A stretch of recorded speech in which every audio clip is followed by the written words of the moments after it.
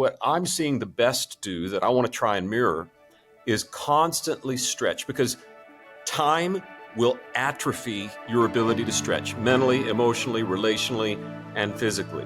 And I'm just kind of fascinated with the idea of not chasing the latest thing, but okay, how do I stretch a little bit? How am I going to fight the calcification that comes with time? Welcome to the Age of Lions podcast, a platform and community dedicated to bringing purpose, strategy, and calling to kingdom-minded people who are 50 plus and excited about their next chapter. Here's your host, Mark Clement. Well, hey everybody, welcome to the very first episode number one, numero uno, of the Age of Lions podcast. I'm so excited that you're here. I'm so honored that you've taken time to listen and to tune in and see what's going on here. We are all about aging with purpose, aging with intentionality, living a life of impact and a life of legacy. Thank you so much for being here. Who you just heard that clip from that we opened up, that was William Vanderbloemen. He's our guest today. William is the founder and CEO of Vanderbloemen Search. They specialize in helping churches all across the country find senior leadership. They've been doing it for about 20 years. And I met William about 20 years ago. He was one of my first clients and has become a good friend. We've been at conferences together for years. It was probably we met in a green room. I really don't even remember, but we've known each other for a long time. And he is also the author of a book called Be the Unicorn, which is all about what makes people unique and helps people stand out in the interview process as they're looking for jobs. He's an expert on human behavior, on how people are perceived. And as a fellow 50-pluser, he's applying those things to his own life. He is so intentional, so smart, so strategic about how he's growing, how he's aging, how he's growing his company, his personal life, all the things that he's got going on. And he's got some incredible things to say today. So I'm excited for you to tune in and check that out. This has been a process for about 2 years as I've been kind of dealing with God leading me to this and giving me vision for it and birthing the idea in my heart. And we've been learning a ton as we've been going through the process. And so it's finally here. Today, August 5th, this thing is out and the world is finally with us, and we'll see what happens. So thank you for being with us. You can watch this on YouTube. You can find us on all the other podcast platforms, Apple Podcasts and Spotify, etc. And so anywhere you're finding us, know that you can also find us other places. Thank you for sharing and liking, and really just help us to get this thing off the ground. So without further ado, let's talk to William Vanderbloemen. Well, hey, everybody, I'm here with William Vanderbloemen. William is an old friend. We've known each other for a long time. He's been a client. He's been a friend. We've done a lot of events together and served together at different things. And he's coming to us today, I think, from Houston. How you doing, man? That's right. I'm doing good. I like longtime friend better than old friend, though. That's a great word, yeah. We've known each other a long time. It doesn't mean that we're old. Yeah, yes. That's good. Yes. That's good. What does it say? It's really hard to make new old friends. That is true. That is very, very true. They're few and far between when we do find them. That is for sure. But yep. I wanted to have you on here, man, because you're one of the most strategic people I know. You're strategic with your family, with your business, and I'm assuming you're going to be someone. As I ask you some questions today about this, you've been strategic about how you're aging and how you're progressing and how you're spending your time. So we're going to kind of get into all that. And one of the things that I love to ask people just as we kick this off is, at what age, or what was this, maybe there's a story or a funny anecdote, but what was the moment when you kind of had that realization or that aha moment of, I'm in the other half now. Like, I've gone from the young up and coming renegade, break all the rules entrepreneur, and now I'm the older guy in the room. What was that moment for you? Yeah, well, I'd like to think I'm not there yet. So, I'm 55 and hoping I'm not halfway yet. But, the guys that I look up to that they're constantly reaching down, like Richard Branson. When is he ever going to get old? Like, I know, it's incredible. So I just keep trying to stretch the mind. But I did think I saw your questions on the way in today and was kind of reviewing and preparing. And what came to mind is so interesting. When I turned 9, I said, oh, crap. And that sounds melodramatic, but it was actually real. And here's what happened. I had like a weird dream or something woke me up. I'm terrible at sleeping, always have been. And I woke up and I was 9, and I thought, I am halfway through living in this house. And that's such Oh, a wow. weird thought for a 9-year-old to have, but it was like I didn't, I'm not that smart, but on the backside of things, sometimes you can see, when, is it Moses that said, teach us to number our days, right? In the Right. Psalms, there's something about any moment where you stop and number your days. And it's been a pretty prevalent thing. I remember turning 30 was hard because Mm. you're like, oh, I don't get the excuse of 20s anymore, right? Yeah. Turning 40 Yeah. wasn't as bad. I read a lot of studies that say turning 30 is much harder for men and 40 is much harder for women. But Okay.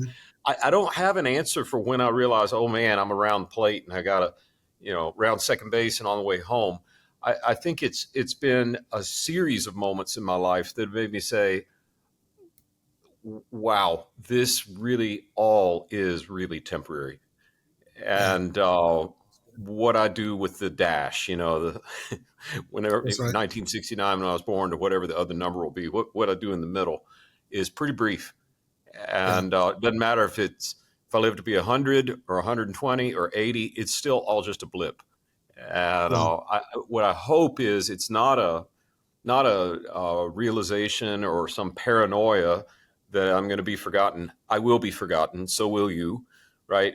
But it's more I'd like to think it's more how do I steward this moment? And Yeah. I know, like, was it Augustine that said we're always, no, it was Luther that said we're always at the same time sinners and saints. So the sinner in Mm. me probably is saying, how do I get remembered? How do I secure my legacy? But I would hope the saint in me saying, God's given me some pretty cool opportunities in a very short period of time. How do I max that out? So Yeah. 9 years old is the answer you're getting, but it's happening over and over. And then, at the risk of getting morose, um, my wife, who's 6 years younger than I am, received out of the blue, healthiest person you've ever met, cancer diagnosis this year, which, Oh, no. we're just on the front end of that. And we don't need to go way into that. But boy, that'll make you sit up and go, what am I going to do with the time I have left? Because you really don't know. Yeah. Yeah, man. Literally this morning, I was talking to a client of mine. He's actually a guy I go to church with too. He was sharing that we've been trying to schedule some things. We're going to have a video shoot and this and that. And he goes, man, my whole schedule just got blown up. I got to go in for some tests and I've got this little scare. I'm going to see what's happening. And I went through that myself actually in 2019. I was diagnosed with cancer and that C word will get your attention. And I remember sitting on the edge of my bed and my wife had given me a few days to, you know, feel it and sit in it and, kind of process. And I kind of got stuck there after about a week. And I'll never forget sitting on the side of the bed and she was on her knees in front of me and looked up at me and she goes, I've tried to give you some time here. And I feel what you're feeling, obviously, as your wife, but do you believe what you say you believe or don't you? And Yeah, it was it was a wake up call of, hey, it's easy to talk about faith when you don't need it. that's right. And That's right. so man, yeah, I'm there with you. And I'm we're learning, there are all these like private social media, Facebook groups and such for sure. people with this diagnosis or that. And the people that have been fighting longer, like to a name, they're like, I hate that I have this disease, but I love that I now know how to live each day better. Yeah, So, you don't want that to be the reason you say, teach us to 100%. number our days. But I hope that in the best way possible, I'm always saying, Lord, teach me to number my days. And this is the only one I've got right now. So Yeah, let's use this one. yeah, yeah. It's so funny all the different stories of people I've talked to. Sometimes it's as simple as when I had to start wearing reading glasses was kind of when I realized I'm older. For me, I always talk about my oldest son is 20 years, almost to the day, younger than I am. I was 19, short 1 week of being 20 when he was born, and his birthdays get me more than mine do because, like, Oh, how if I funny. turn 40, he's turning 20. Okay, that was one thing. When I turned 50 and he turned 30, that was like, how can I have a 30-year-old? Like, I feel like I'm 30, 35. Like, how do I have a 30-year-old son? That was more the thing for me. But it is interesting. Everybody's kind of got their own version of that, their own story of like when it occurred to them or when they had the kind of the realization. And it really is interesting. How do you feel? How do you feel different now at the age that you are than you did before? Like, um, what reminds you that you're older, or things happening on a regular basis, or what Yeah, sticks out to you? yeah, probably like daily reminders that I don't know everything. Yeah. I joke. I was a pastor in a previous life and uh, came here to Houston right after 9/11 to Mm. pastor First Presbyterian Houston, which is the oldest church in the city. Sam Houston went to church there.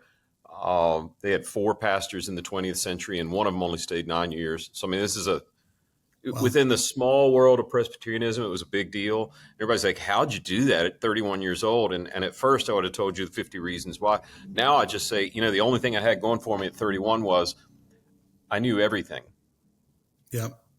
And I think the realization that I really don't know everything is kind of a reminder to me. And I guess the thing I'm trying to focus on right now, and that I wouldn't have focused on at a younger age, instead of saying I know the answer, which would have been my answer in the 30s, Hmm. I think now it's like, how do I come up with a better question? Oh, that's And I good. really think that's what Jesus did. What, 330 questions or something like that in the New Testament that Jesus asked, which is, by the way, more than the commandments he gave. Yeah. So, like, he was asking questions that just expanded people's thinking. And what's the old line? Why is it that wisdom's wasted on the old and youth on the young? Yeah. I hope that my future is one where I'm asking, particularly people younger than me, questions that expand their thinking and let them go a little farther and a little faster than I ever had a chance to. Man, that's so good. Do you know Jabin Chavez Oh in yeah, Los? I don't know him personally, but he was on a podcast or talking. Might have been to Daniel Floyd, but anyway, he was talking about when he was younger. He was on some conference. He was on a panel, and it was like him at like 25 or 30, young, and then like a 45, 50 year old, and then like an older saint, 60, 70, whatever. And they were asking him some question about, finishing well, or how do you do that or whatever. And he gave this big answer, 30 years old, like he's got it all figured out. And then the middle guy, the 40 or 45-year-old, came up and he was like, I really don't know. I'd like to hear what the 70-year-old has to say. yeah, And he said it in the sweetest way possible. It had nothing to do with Jabin, but Jabin just felt like about that talk, because he was like, oh my gosh, like that's wisdom. I'm trying to show up, and the reality is I need to be asking these guys, and man, I'm with you. As you get older, even with younger people, and I'm around more people who are younger than me now than they're older than me, just in general. But I find myself asking them questions because there's things that they know that I don't know, and so, vice 100%. versa. And it just, man, that's so good. As you're moving into this season, and you said you're 56. I think you said I'm 57, or I'm 55. 56, Take it. 55. Sorry. Yeah, yeah, I'm way younger than you. Oh, what'd you say? 55. Oh, 55. It's okay, man. Hey, every day counts at this stage, right? Um, but When I got to First Pres Houston, there was a wonderful older man. He was, let's see, I was 30 and he was 80. And he said, well, uh, Lucy and I are hoping you see us through. Like, I yeah, said, what do you mean, John? He said, I don't even buy green bananas anymore. yeah, that's good. That's probably some wisdom too. Well, I said at the top, you are a very strategic person. You're that way in your business, and I know with your family. And by the way, love watching you just online with your kids. And I don't know all your kids, but just seeing the graduations and the college. And I guess you have some out of college yet, right? Or Oh, yeah, close? we have four. We only have one in college and one in high school, and we have seven total. Oh, okay. Well, you're in the same Yeah. boat that I'm in. So I've got one stepson who's 14, and everybody else is out of college and moved on. So yeah, they're very different stage of life. But being So being does the intentional. 14-year-old tell you what the new vocabularies now? Because it's all Oh different. yeah, we have a lot of fun. We have a lot of fun with Yeah. his Riz. Yes. Well, I was told today, Dad, just don't go aura farming. I'm like, Oh, that's a new one. What's yeah, that mean? no, it's not. Apparently, we're old. That means Okay. don't go trying to We- get noticed. Create your aura. Ah, interesting.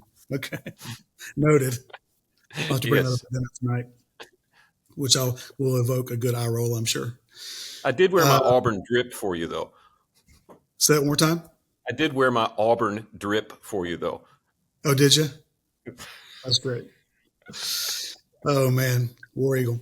Hey, let me ask you this. So, but being strategic, how have you, as you're moving into this season, what are you doing to make the most of your time? You know, you've dropped that, you've said that several times in different ways. Like, what are some intentional things that you're doing to lead you down that path, to prepare you for the Yeah. future, to make sure that you're healthy? You know, what all are you doing in that world? Well, one thing that got my attention really when the lockdowns happened 5 years ago was I'm either going to lose or gain a COVID-19 pounds. Like that's just going to happen Mm, during this. Everybody stay at home and stay in athleisure for an indeterminate period of time. And right. I've always been always since college been fairly good at staying physically active, but I got a lot more serious about longevity and what does that actually mean. I used to pride myself. So one tactile takeaway is I'm much more focused on getting good quality sleep. Okay. And I have had a lifelong wrestling match with sleep. And here's how sick I was in my younger years. I used to think I'm going to get up at 4 a.m. instead of 6. And here's why that makes sense. Uh, that gives me 2 more hours to get stuff done than you, Mark. And Yep. that means at the end of a year, I will have been able to get 730 hours more done than you did. That's a whole month more productivity that I have than you have. Okay. And I just thought that was the coolest thing in the world. Uh, you know, I'm realizing, an old guy told me one time when I was a pastor, he said, I think I'm realizing, William, the Lord's going to get his Sabbath. He'll take it in weekly installments or in a lump sum payment at the end. Man, that's so But, true. and Wow. I will say, if you're young and you've got little kids, working from 4 to 6 in the morning is awesome because it's the only time nobody wants your time. Yeah. Right. But I think if I had to go back to a younger me, I would have said, well, then we need to go to bed earlier or we need to build a nap in or whatever. So for me, it's, if I don't have 100 years left to live, how do I get the most out of the ones I have? And it's not just quantity of life, Yeah. but quality of those years and what I'm able to do with them. And so things like I wearing the Aura ring that tells me I didn't nap well enough, which really doesn't work well if you're not good at sleeping, because then you lay there thinking about the ring the whole night. But you know, more sleep, a lot more stretching than I used to do. Still trying to run, but a lot more. How do I stay limber? I don't know if your audience might know this book better than I do, but Peter Attia's book. I don't know if you've seen this. It's on. Oh shoot, Outlive is the name of it. I mean, Oh it's yeah. everywhere. Instead of trying to live just to 100, what if you tried to live to 100 and the last 10 years were pretty productive? Yeah. And so what would you have to like reverse engineer from 100 years old to now to start doing little things like grip strength? Well, Yeah. why grip strength? Well, how many times have you heard, well, granddad fell Yeah. and once he fell and broke his hip, and I mean, we all know the rest of this script, right? Well, what if Mhm. granddad could have grabbed the rail and not fallen? So Interesting. like on a mental, I'm using physical examples, but on a mental, physical, emotional thing, I'm like, what needs to be intact 40 years from now for me to not just be a pain in the butt to my children and grandchildren Yeah. and able to be productive? And how do I, almost like an IRA or 401k, how do I pay into it now in a way that'll produce the interest that makes the very last years of my life worth living? Oh, that's so good. You know, I read an article yesterday about the Boston Marathon. I guess just happened this last week or so, and this lady who ran it, who was 77, and they've been kind of following her for a while and analyzing her and doing all these tests and stuff. And they say that her fitness is that of a 25-year-old woman, and just incredible. And she was talking about in the interview just some of the things like that she does. It's nothing fancy. She's a runner. Not everybody's into that, Yeah. obviously, but just the way she eats. But she's very active. She's very social. I see a lot of people who are, as they get older, they start isolating. They don't go out anymore. They don't go see Yeah. people. They don't have people over. And I think there's something about that too, where they get flat, they get dull. They just lose interest in people. And so that the lack of doing that, but her talking about that was really interesting. And the small things too, Yeah. grip strength. I've never even heard that. That's really fascinating. Well, it's really interesting to think about. I mean, I think the tension I'm trying to manage now, I'm in a pretty hyper focused little community in Houston here. And I mean, it's ridiculous how much we have the best walked dogs on the planet because everybody's out Yeah. walking their dog with a Yeah. rucksack, like the whole, Yeah. like, It's a thing. that Yeah. whole thing is everybody. So the tension I'm trying to manage is, all work and no play makes Jack a dull boy, right? Like how do I make sure that my life lasts a long time and it's high quality, but how do I not just, eat porridge for the rest of forever? Like there's a balance Yeah. between the quality of what you're doing and the quantity of which. So it all gets back to that same question the 9-year-old has. How do I spend this time that I have well? Yeah. And maybe I'm haunted by it. I probably ought to be in therapy for it, but that's kind of the switch in my brain. I read a study. Sorry, you No, get an old no. preacher on, and it's like, I'll probably do 3 points in a minute, but and a poem at the end. But I read a study recently of people who were born in the United States, so they were born well. I mean, you're born in the U.S. You're doing really, really, really well. Okay, they're good, but they weren't born into like trust fund situations. They're pretty much born into have to make it on your own within the context of the U.S. Right? Yeah. And they had gone from what we in the US would call nothing to net worth of 8 figures or greater. Okay, so 10 million or more. And this longitudinal study was saying, what do these people have in common? Did they go to the Ivy League? Did they this, that? There were some things that were in common, but the overwhelmingly, the most predominant congruency among that whole group was they are maniacally obsessed with how they're spending their time. Oh, wow. Yeah. Just like they know I just spent a minute. Did I get something done? Did I just spend it? And I see it in my wife. She has been that way forever. Like we are not sitting still. We're going to keep moving. We're going to keep more than I do. But I Yeah. think the people that lay down to die and say, okay, yeah, that went fast, but we got a lot of good things done are people who spend their lives somewhat maniacally saying, Lord, teach us to number our days. Lord, teach us to number our days. How am I going to spend this one day? And yes, we all need a Sabbath, but like, how am I really going to go to bed tonight knowing that if this was the last day, it was a good one? So, Yeah. yeah.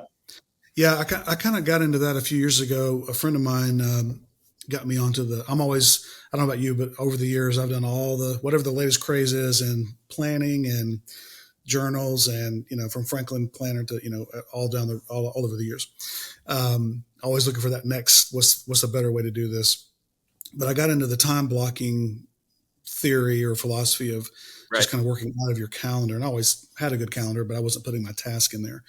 And that has been really eye-opening over the last several years, just to see.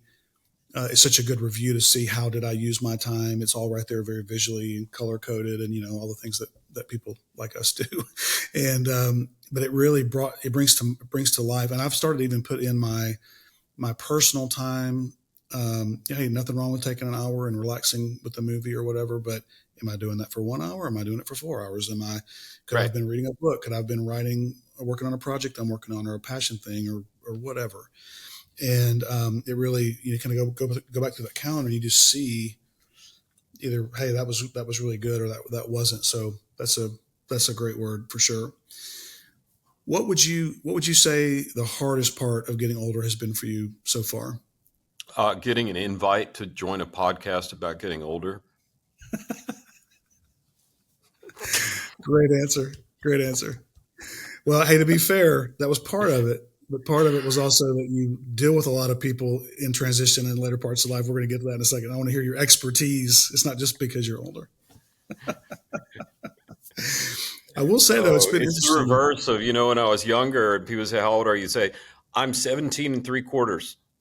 Right. Like now it's no, we're rounding down now. We're at the other side. You I'm did it to me a 55 minute ago when I until said the day. 56. You're like, no, 55. 55. That's right. Well, what would you say is the best part of getting older? What's been the best part, most rewarding thing so Oh, far? I think, I think it was Ben Franklin that said people will always underestimate the power of compound interest. Oh, that's good. And the compound interest that comes with some age, just of experience, of relational equity. Oh my gosh, how much more I'm valuing longtime friends, and I Yeah, love meeting new people. And like sure. uh, I probably spend more time talking to Jared, the 21-year-old intern in our office, than anyone else other than our COO. So it's not like I'm just wanting to be around old people, but there's something about the compound interest of a relationship that you just can't fabricate. Yeah, And so maybe the best part is I had a friend one time who had a bumpy season with his kids when they were teenagers, and he went to a bunch of counseling for it. And I said, "You learn anything?" He said, "The best thing I've heard, and I'm going to trust is true, is what the therapist said to me, Scott. You should have a whole lot more years in relationship with your children, adult to adult, than you do as teenager to adult. So take the long yeah, view." And I can't take credit for this. Adrian, my wife, is the master of boundaries by age group. Okay, you're 21 now. Let's talk like adults. Let's not, yeah, the the joy I get in getting to have adult relationships with my children is really, really cool. So yeah. that's been super fun. I have become kind of like the HR department for our family. Like, hey, Dad, should I take this offer? Can you look at that? And Right. That's so true. I tell people all the time because I said earlier I had my first kid at 19, so I had older kids than most of my peers most of my life, and now now in a second life of remarried, and I've got a younger stepson, and all this stuff. But what's funny is they'll ask me a lot of times, like, what's as my kids are getting older, what's the difference? And I say they need you less, but when they need you, it's important. fewer It's a problems, big. but bigger problems. Exactly. So it's relationships, it's marriage, it's job stuff, it's money stuff, education, school. Like it's relationship things. Like it's much. They don't call you as much or need you as much, but when they do, they really need you. And Hmm. so, like you said earlier, it's not necessarily the quantity of time, but the quality of time and the focus of what you're dealing with is just is significantly different. And I talk to my kids a lot, but there's still a little catch in me every time. If they call me unexpectedly, there's always like, "Ooh, hope everything's okay." Yeah, and it's not that they're calling and asking for stuff all the time, but it just that parenting thing just automatically kicks in. Like, why is she Yep. or he calling me? They must need something, and it definitely is different. Well, one of the things I wanted to talk to you about, you're in a really interesting position with your work and what you do as far as like placement services, mainly for churches. And I know that you're out there and you're at conferences and you're speaking at things and leading events and whatever. And the church world that you and I are both a part of is a very dynamic world. It's a youth heavy world. It's always about the up and coming guy who's the hot speaker, who's got the new innovative way to do church. It's just maybe all businesses are that way, but church is definitely that way. How do you find yourself as one of the older guys who's been around a long time, staying relevant, staying culturally relevant, keeping up with the trends, keeping up with what's evolving, the different language, the different things that are going on? Is that like an effort that you have to put in? Does it come naturally to you? How does that work, and what kind of fruit are you seeing from it? Yeah, I don't know if I'm doing it well or not. Okay, time will tell. I do think that over the years, I've just had either a curiosity or dysfunctional bent toward newer things. Yeah. I mean, if you remember, you shot the first video for our company, and I think it was in 2010. We started the same month Twitter started in '08. Okay. And then right when email 2.0 and blogging and all that was happening. And I don't know if I fell into the right conversations with younger people, but I've always been fascinated to say, well, what's that new thing? What's the, and try and learn from them in a way that doesn't seem condescending. Mm, And that, I guess that gets back to trying to figure out how to ask better questions. And that has kept me pretty relevant. The other thing, it's an old lesson. my friend Craig Groeschel told it to me. Maybe he came up with it, maybe he didn't. But it's the old line that if you, as the leader, if you hand out tasks, you will raise up an army of doers. If you hand out authority, you will raise up an army of leaders. Yeah. And of course, the trick with us as the older people, we're supposed to have the wisdom to know what authority can you give away that's not going to blow up the entire organization, and how do you give it away just at the right time so somebody can do a little more than they ever thought they could. And then hopefully as they're doing that, I'm learning from them as they're sort of figuring it out. But we don't always get it right. Sometimes I hand away authority and then I have to go back in and redo things. But I would say trying to surround myself with what I think are younger people that I can give authority to, and then learning from the coattails of how they're solving this question. And I'm going to sound like a broken record, but I think in our office, we were talking before we hit record, what are you working on these days? I said, well, I work on new things and broken things, and that's it. And pretty much my job around here, the value I add is not 15 hours a day of work, although I work a lot. It's more about if I can go through the day and ask 5 really good questions somewhere around the office to somebody that just causes them to think a little bigger or a little differently or a little over the horizon, then I've empowered them to click into a gear they didn't know they had. And I think it's on me to figure out, well, what are those questions? What's the authority I can give away versus shouldn't? And I'm still figuring it out, man. But that's kind of what I'm seeing now. It's not the quantity of my time, kind of like you're talking about parenting. It's not the quantity of time in the office as a leader. It's the quality of the questions I'm asking, the things that I say, well, here's what I'm learning. Just how do I share the things that I've learned over the years in a way that will help them do something they didn't know they could do. Yeah. I hear that. And I want to ask you this question as a follow-up. Are you finding that the younger leaders, are they actively seeking you out to ask you questions and learn from you? Yes. Yeah. That's been 100%. my experience as well. Yeah. I see that, Pastor Chris Hodges, that's my pastor and a good friend of yours. I've heard him talk a lot about, he does a lot of coaching and mentoring of younger pastors, but he's always talking about how younger people are so hungry for mentorship and leadership. And I've definitely found that to be true. It seems to be unique to certain industries, though. Sometimes I'll ask people that question and they're like, well, not necessarily. There's a lot of pride, or they don't want to come across as being weak or whatever. But I've found in the ministry world, at least, and my wife and I are very involved at the college where I used to work, and she still works at Highlands College.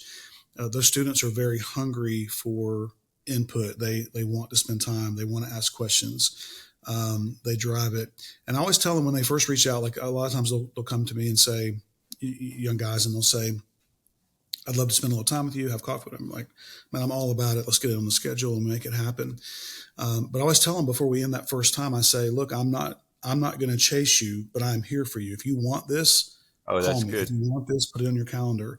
They always say, and I don't know where this came from, but I've always heard it said that, as a mentor, you can't drive that relationship. Only the mentee can drive it. Because if they don't want it enough to drive it, then it's a waste of. That's so good. Time. And one of the best ways I've heard of articulating that, Chris and I have a mutual mentor in John Maxwell. And John took me under wing, 25, 30 years ago and started pouring into me. And that's a long story for another podcast. But he said to me, and I was much younger, and he was probably about my age at the time. And he said, and this was like before Blackberries even, maybe there were Blackberries, but, and now younger people know it. It's like, why are we talking about produce? But when there was no real cell phone stuff, John says to me in his big voice, I can't do it very well, but William, this is my number. You are the, 56th person on the planet to have this number. And I said, okay. And he said, now listen to me. If you need me, call me. If you ever need me, call me. If you don't need me, don't call me. That is so genius. And I marked that, and I've used that. So I've tried to pass that on to others, give full access, but set the boundary of just, if you need me, call anytime. but let's make sure it's a need and not something you can't figure out on your own. And that almost invites their curiosity more than tamping it down as the know-it-all or the old guy we got to go pay homage to, or whatever the thing might trigger otherwise. Yeah. As you're out in this world doing the things that you do, and I know you're in a lot of green rooms and you're around a lot of guys who are leading at a high level other places, but the older guys in those rooms, what do you hear them talking about? Are they talking about the same thing we're talking about? Are they talking about different things? Like, what's the big concern that they have? Very different thing. Very different groups. So Okay. this is just a gut. I'm a verbal processor, so this is not well thought through. I might want to Yeah. retract later, but I would say there are two types of older people that I hear Okay. when I'm in those kind of spaces. One is the sort of Bruce Springsteen Glory Days song group, where all they're doing is talking about how it was and how great it was and back when this and all Mhm. of that. And then there are others who are like, hey, what are you reading? What have you learned? What's the new cool AI tool you're using that I ought to try? So Yeah. it's very clear break, very clear break. And it's almost like, I've had people say to me, I wonder if people are like wine. And as it gets older, it either gets more and more beautiful and curious, or it just gets vinegary and tart. Yeah. It's one or the other. And I'm not putting down the people who want to talk about the past. I mean, we've got to Sure. celebrate that. But I feel a little sorry for the Glory Days crowd, because it's like, dude, do you talk about the same thing every day? Uh, I don't know. Maybe I'm not that far along yet. Maybe in 20 years I will be that guy. But I don't want to be this. One of my best friends, longest standing friends, however you want to say it without saying old friend, uh, he says to me, let's just not get to where our jokes are numbered. Like, you just say number 12 and I'll laugh. Like, how do you keep? So That's the truth. it's a bifurcation. That's the first thought that comes to mind. There are people Mhm. like Chris who are saying, well, tell me about that. What are you learning? How are you addressing that? How are you stretching for that? And then there are other people like, well, back in my day, we wouldn't have had these newfangled blah, blah, blahs. And I think you can tell which group I gravitate toward. Sure. And I know this is probably really bottom shelf, but I just want to hear you say this. I think it goes without saying almost that the people who are looking ahead and learning and growing, they are in fact doing that. They're staying relevant. They're making a difference. They're reaching new people, and the others, I assume, are not. Is that fair to say? Well, here's the thing. So I've said this for years, but we saw it in a study we did. We took during the pandemic, which I can't believe it's been 5 years since the lockdowns let Yeah. up, right? Um, but all the churches were closed, all the schools were closed, and that's the churches and schools are a significant percentage of our work. So none of them Right. were hiring, so we really didn't have anything to do except trying to help people and trying to learn new things and that sort of thing. So we researched, like, all right, we've got some time. Can we study the very best candidates we've ever seen based on their productivity, based on their interviews? What do they have in common, right? That would let us mark them really fast instead of like getting in an elevator with somebody saying, oh, I like them all of a sudden. Like, no, what if you could look for markers, right? And it led to a book. It's called Be the Unicorn. But one of the most interesting, there were 12 habits that the very best candidates, no matter what age and stage they are, 12 habits that they practiced. It was not, I thought it would be all went to Ivy League schools, or all quarterbacks are head cheerleaders, or if you want to say it like my Gen Z and Gen Alpha kids, all 6'5", finance, trust fund, blue eyes, like that whole thing. It wasn't that at all. The 12 habits they had were how they treat other people. And one of the 12 that's there, and they're all learnable, which was really cool, made for a fun book. But the one that's really interesting to me was the best of the best are always stretching. Mm. Okay, so of the 12 habits, agility is what we called it. Of those 12 habits, agility is the one that we're born with at the highest levels and atrophies the fastest the older we get. And I'll paint it in a clearer picture. 10 years ago, maybe 15, wasn't 15, somewhere around 10 years ago, I would say runner, but I'm more like a jogger, really. And like about a Clinton pace, not a Bush pace. He was actually a real runner. And I went right, and I got to the age where I had to start stretching or I get injured. And the stretching, frankly, was harder than the run itself. Just touching my toes was awful. And I was trying to touch my toes one day, and our youngest came in. She's 15 now, so she would have been, toddler age. I'm sitting there bending over, trying to touch my toes, just sweating and, a total mess. And she comes in, doesn't say a word, sits down beside me, ties herself into like a human pretzel, right? Like only little tiny kids can do. Yeah. Looks up at me, laughs out loud, stands up and leaves the room. No words. And I thought, and this is when, blind hog finds an acorn. God gave me one nugget of wisdom from that day that I'll never forget. Hey, William, every day you're alive, you get less flexible. Like we come out of the womb as flexible as we'll ever be.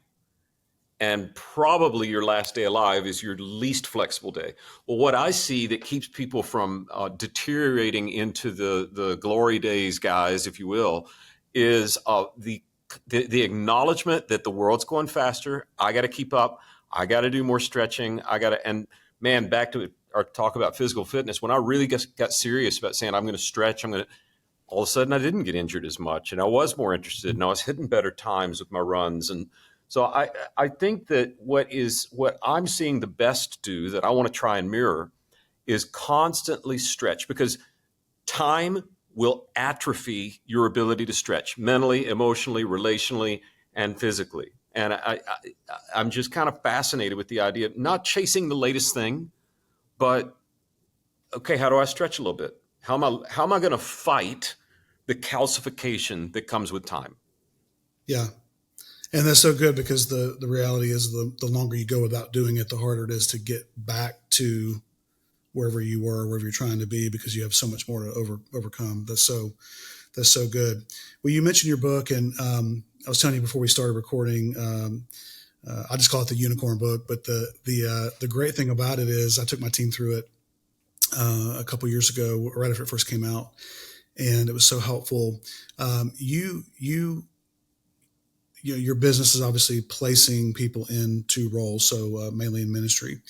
And I'd love to hear you talk about a little bit about the older clientele that you have. I don't know what percentage that would be, but what are unique challenges that they're facing in the marketplace, or even in the church marketplace? And how are you coaching them to overcome that? Mm-hmm. Is it harder for them to get a gig? Is it easier for them to get a gig because they've got the wisdom and experience? Like, what's the formula there? And also, and I'm giving you about 3 parts to this, but what fears do they have when they come to you and say, hey, I think it's time for a change. I'm in my 50s, maybe I'm 60, I don't know what their ages are, but like, I don't know if I can do this again, but I feel like I'm supposed to. Like, how do you help them through that? What does that look like? Yeah. Well, there are a couple that come to mind. One is I'm feeling crowded out, elbowed out. So like right now, most studies I've read say that this is the first time in the history of work, okay, that there have been 5 active generations in the workforce. Oh, wow. Z, millennial, X, boomer, builder. And they're all there and on the fringes, right? But sure, that's really crowded. And the gap in communication among generations is shockingly bad. Yeah. And so I hear a pain point of, I don't feel heard. I don't feel noticed. I don't know if I can get the job. There are people older than me that have more experience. There are people younger than me that are faster and have some cool way. And maybe my job's going to get replaced by AI. I'm feeling elbowed out, right? So that's probably the first thing that I hear. And the good news here is, as best I can read it, anybody who tells you they're an expert on what's going to be like 10 years from now, just run away from them, because nobody's got that. But what I can see right now is there is an increasing value in human to human skills. Like we're No, a B2B business. We're business to business. Churches hire us, schools hire us. Milo's Tea would hire us. You know, they're a family-owned, values-based business. wow. World Vision would hire us, right? So we're B2B, right? Other things are B2C. You're going to buy earrings from Kendra Scott. That's a business going to a customer. I don't know if I made up the term or somebody else has somewhere else, but I think the future of being relevant in the work and not feeling crowded out, even no matter what, is focusing on H2H skills, human to human. And that's what all the unicorns had. They were insanely good at treating humans in a way that other humans would want to be treated. It's the back half of Jesus' great commandment. Do unto Yeah, others as you'd have them do it.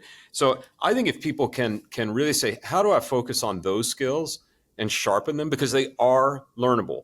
They're incredibly learnable. If people will focus on those H to H skills, they'll that fear of being elbowed out of the workplace or irrelevant or replaced, it'll go away pretty fast. And yeah, tech is going to automate a lot of things, but the more automated the world gets, the more hungry the human heart will be for real H to H interaction. And there's something about people who've been around a little longer that makes them more interesting to hear from. So if you're yeah. feeling elbowed out, I'd say just focus on those H to H skills.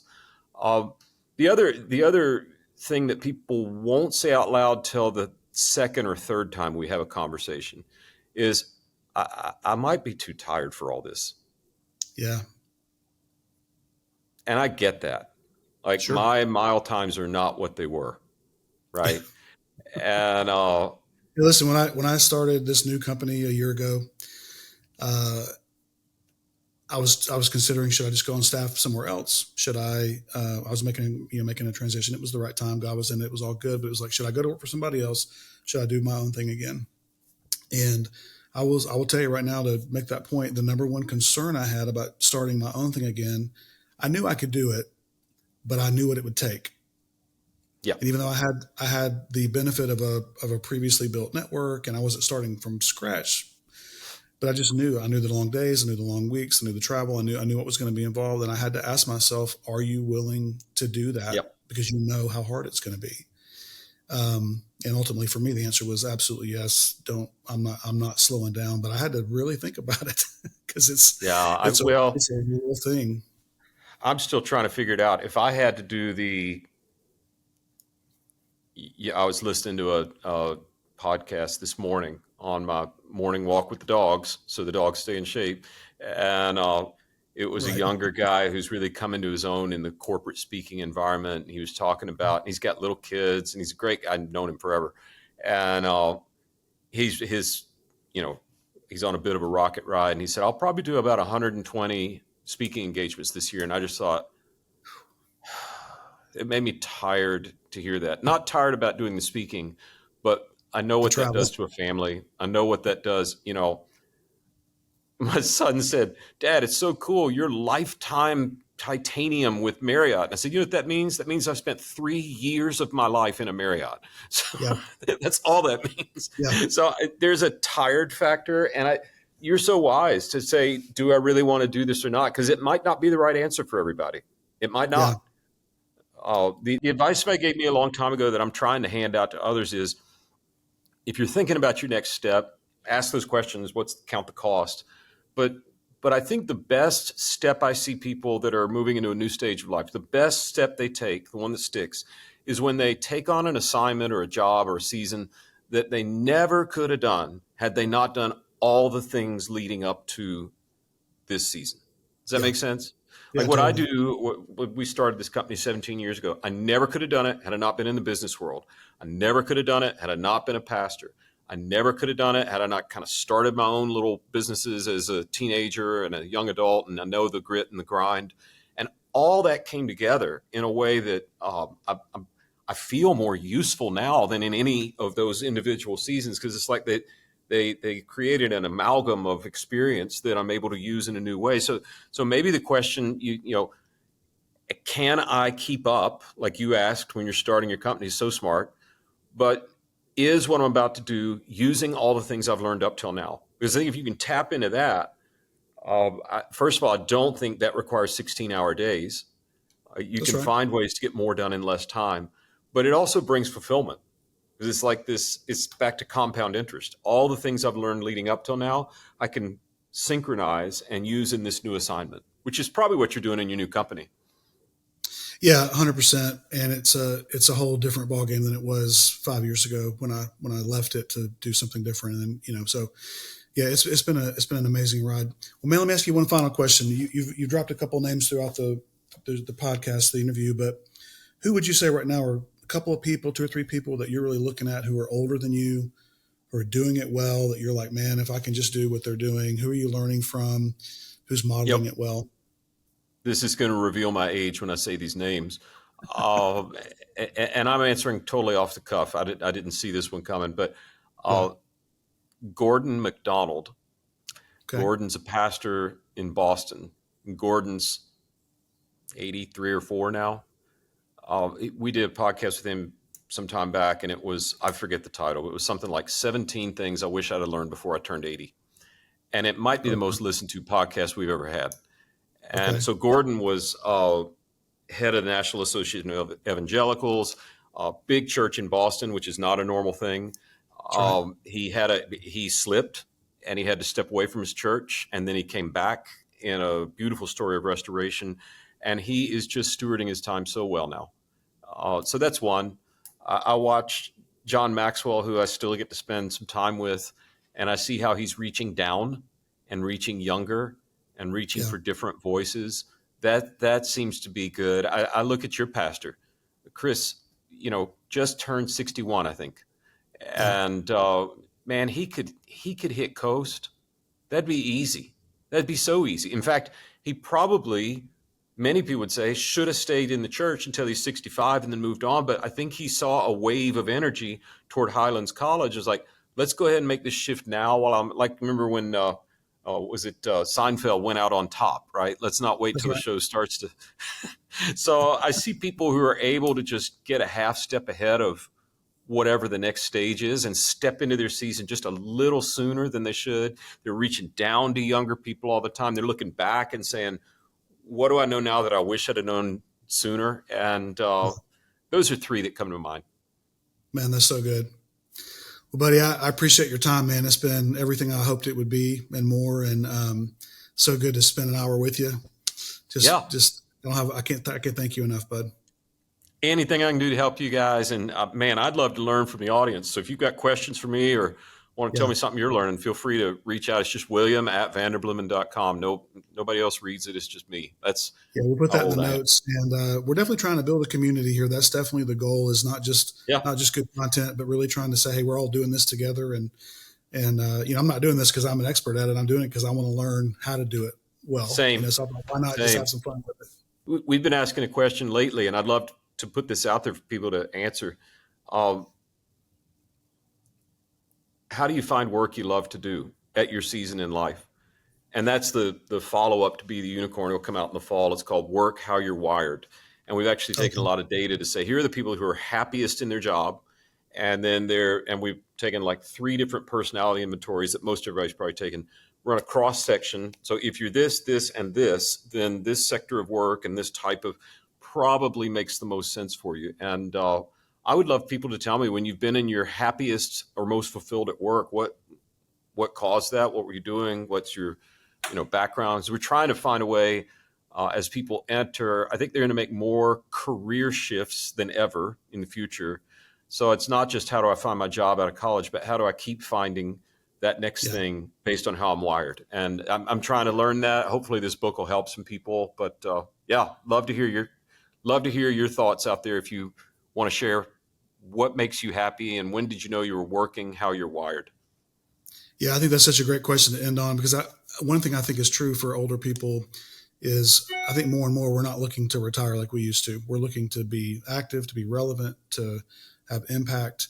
Because I think most people I see who are retired in the sense of not doing anything are the most unhappy and the least fulfilled. Those who are doing something, working or serving or volunteering or whatever they're doing, they seem to be the ones who have it figured out.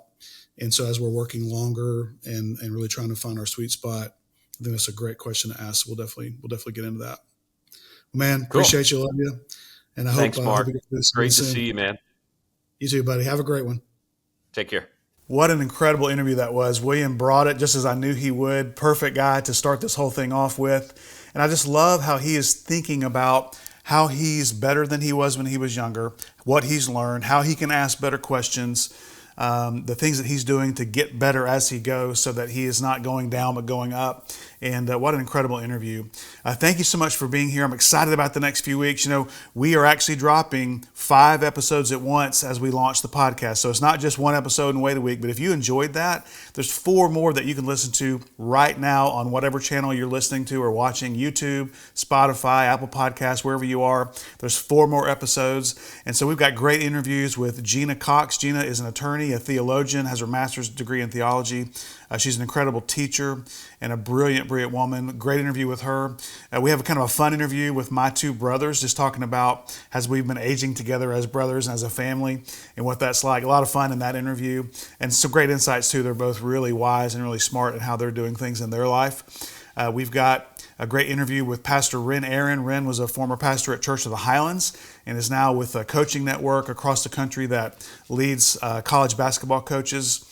And he's doing incredible work there and incredible wisdom as he goes. And then there's an extra episode, kind of a bonus episode, we'll call it a hot mic episode, where I share a real passion of mine, which is about the power of your story based on the scripture from Revelation 12:11. So feel free to tune into those. Hope you get something out of it. We want you to be inspired, challenged, and know most of all that this is a community and you are not alone. And so we're excited to see what happens. Again, please like the episode, share the episode, comment, give us reviews, give us feedback. And you can always join us at ageoflions.com. There you can see what's coming up. You can kind of see behind the scenes on some things that are happening, the episodes that are coming, things that we're working on, and also a great opportunity to be part of the community and give us feedback. We want to know, how can we be better? What are some guests that we could have that you would really love to hear?